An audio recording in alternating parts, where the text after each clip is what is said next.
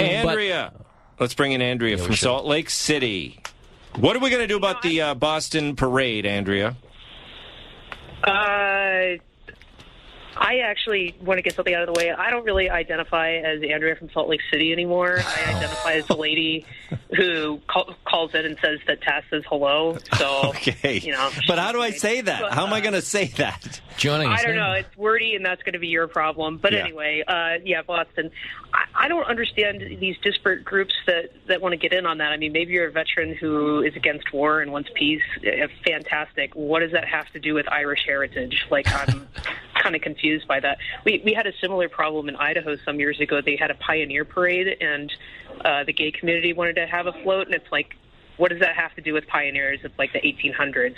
Is your float going to be a giant closet? I don't understand how that fits into anything. Like a gay group that wants to celebrate pioneers. They can. That does sound fun. I'd be on that float. Let's be honest. The gay pioneer floats. Yeah. That's the float I want to party on. The unsung heroes of the pioneer movement. Well, that's the thing is, I wonder if it should be you've had this before, and I don't know what this. There was a long-standing fight with the gay groups and the Ancient Order of Hibernians that did the New York parade, right? Yeah. And I think that was all worked out. I think they were at this point anyone can march that wants to, but it's almost like. So maybe that it's done. Maybe that everyone can march. Now we should get down to whether people should march. Do you want a bunch of guys in blue blazers with Brill cream in their hair marching in the gay parade? It's going to put a damper on the gay parade, right? Yeah. So if the Brill cream guys aren't going to be in the gay parade, maybe that then the gay float doesn't want to be in the St. Patrick's Day parade. I mean, if it's just like preference, Jimmy, what do you think? Yeah, everybody needs to calm down. Yeah. Just calm down. Have a beer. Shut up. With the protests and again, you have these parades are for a very specific thing. So when you go there and upend them and protest, you're not exactly penalizing the people you're mad at. They're not getting the bill for what you're doing. You're just basically screwing over innocent people who just want to go get drunk and have a parade. Yeah. It's like, do you remember when Occupy Wall Street went on? And they were like, we're just going to occupy the Williamsburg Bridge tonight. Now no one can drive over. Well, guess what? All the bankers you're mad at aren't affected by the Williamsburg Bridge. They're flying over it in helicopters, getting back to the Hamptons.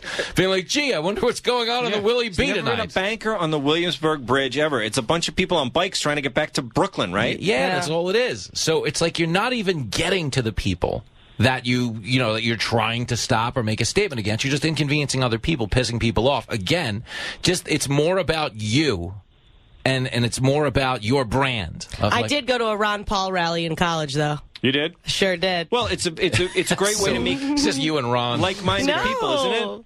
I love Ron Paul. He's a great one. He's the best. I would give anything to just sit there and talk with him all day. Ron Paul. Ron, different not Rand. from Rand Paul. Ron, Papa Ron. Whole different guy. No, Papa Ron. He's a cutie pie too. Rand's fun to landscape with, though. He'll wrestle you right on the front lawn. It's great. Yeah, that guy is sick. He's in for. People were joking about that, but that guy's going to jail, isn't he? Is he? Oh, He's the neighbor? Pay a fine or something. He clocked Rand Paul. I know. I'd love to hear the whole story. I heard the whole explanation of it, but there's probably a better story than that. There is. There's Why more does to that everyone story. I mean, you guys, neighbors can be jerks. They'll come over and punch you. Yeah. I've never been punched by my neighbors, and I'm a terrible neighbor. Yeah. I'm the worst. I play music so loud, terrible music at all hours of the night. Sorry, I have a cat. No one says a word. No, I got people coming in and out. Hey, friends, come on over. Hey, all the time. I've never been punched in the face, and I you know what? But they poured water on you. Yeah, maybe that was just maybe that had nothing to do with politics, and it was just someone who lives in my apartment building. Listen, we've had enough. That was the guy from 2D. Yeah, we've had enough of this nonsense. It's like if I have to hear one more Bananarama album at 3 in the morning. Andrea, I've only been on St. Patrick's Day in either Boston or New York. I've never been anywhere else. Do they, does Salt Lake City go crazy over the St. Patrick's holiday? Not the last that I've checked. We're having a little party at my church tomorrow. I almost kind of forgot about it, but there's really nothing going on out here. We kind of lack the numbers and organizational skills and liberal alcohol laws to really pull off a good St. You are Patty's Day so parade. lucky, because man, is it going to be a nightmare outside tomorrow. Yeah, it's going to be vomit all over the place. They're more likely to have snakes in Salt Lake City. Isn't it all about driving the snakes out of the city? Isn't that? Am I wrong? St. Patrick drove the snakes out, didn't he?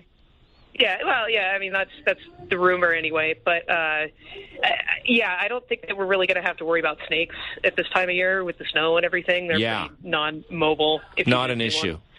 All right, Andrea, thank you for the call.